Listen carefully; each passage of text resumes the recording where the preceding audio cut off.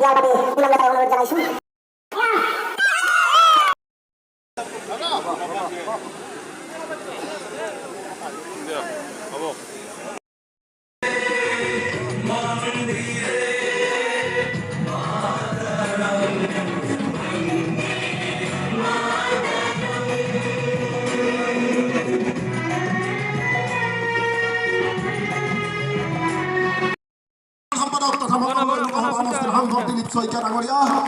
আগবাঢ়িছে কাৰ্যনিৰ্বাহক সদস্য অসম প্ৰদেশ ভাৰতীয় জনতা পাৰ্টীৰ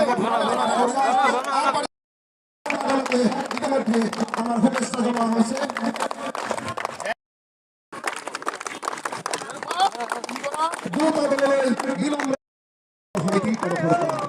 ভাৰতীয় জনতা পাৰ্টী পৰিৱৰ্তন মণ্ডল সমিতিৰ তৰফৰ পৰা প্ৰতিজন খেলুৱৈক লৈ জনাইছোঁ পৰিশ্ৰমী আৰু সমৰ্পিত কাৰ্যকৰ্তা শ্ৰদ্ধেয় আমাৰ ধৰ্মকান্ত ডেকা ডাঙৰীয়া, যিগৰাকীয়ে বৰিও বনভাগ মণ্ডলৰ সভাপতি হিচাপে আমাৰ দলটোৰ শক্তিশালী ভেটি নিৰ্মাণত অগ্ৰণী ভূমিকা পালন কৰিছিল। গতিকে ধৰ্মকান্ত ডেকা ডাঙৰীয়ালৈ মই মোৰ গভীৰ শ্ৰদ্ধাঞ্জলি জ্ঞাপন কৰিছোঁ। লগতে আমাৰ দলটোৰ আন এগৰাকী বলিষ্ঠ কাৰ্যকৰ্তা শিক্ষক বলোৰাম ডেকা ডাঙৰীয়া। বলোৰাম ডেকা ডাঙৰীয়ায়ো পঞ্চায়ত সভাপতি হিচাপে বা দলৰ বিভিন্ন দায়িত্ব লৈ বৰিও বনভাগ আমাৰ এই অঞ্চলত ভাৰতীয় জনতা পাৰ্টীৰ ভেটি মজবুত কৰাৰ কাৰণে দিনে নিশাই পৰিশ্ৰম কৰিছিল। গতিকে বলোৰাম ডেকাও আজি আমাৰ মাজত নাই, তেখেতৰ প্ৰতিও মই গভীৰ শ্ৰদ্ধা নিবেদন কৰিছোঁ। আৰু দুয়োগৰাকী এই ব্যক্তিৰ নামত, যি ব্যক্তি দুগৰাকীয়ে আমাৰ দলটোক গঢ়ি থৈ গ'ল, সেই দুগৰাকীৰ নামত আজিৰ এই খেলখন উৎসৰ্গা কৰাৰ কাৰণে মই ভাৰতীয় জনতা পাৰ্টীৰ ধন্যবাদ আৰু তেখেতসকলক কৃতজ্ঞতাও জ্ঞাপন কৰিছোঁ।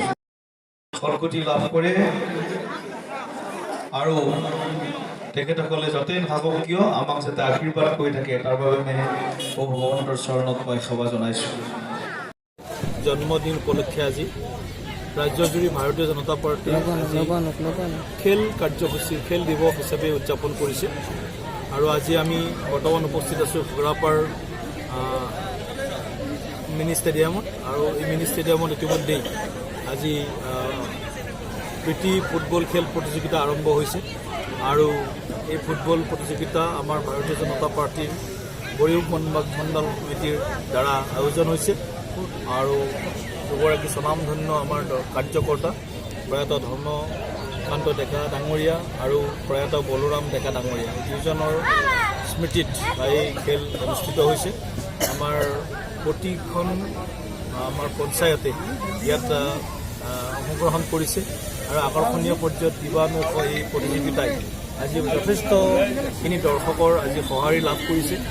আৰু মই ভাবোঁ ফুটবল খেলখনে অনাগত দিনত এই অঞ্চলত আমাৰ নতুন নতুন প্ৰতিভা বিকাশৰ লগতে ফুটবল খেলখনক আৰু অধিক জনপ্ৰিয় কৰি তুলিব। আৰু আমাৰ প্ৰয়াত সিংহপুৰুষ ৰাধাগোবিন্দ বৰুৱা ডাঙৰীয়াৰ প্ৰতি এয়া আচলতে প্ৰকৃত তেখেতৰ শ্ৰদ্ধাঞ্জলি হ'ব।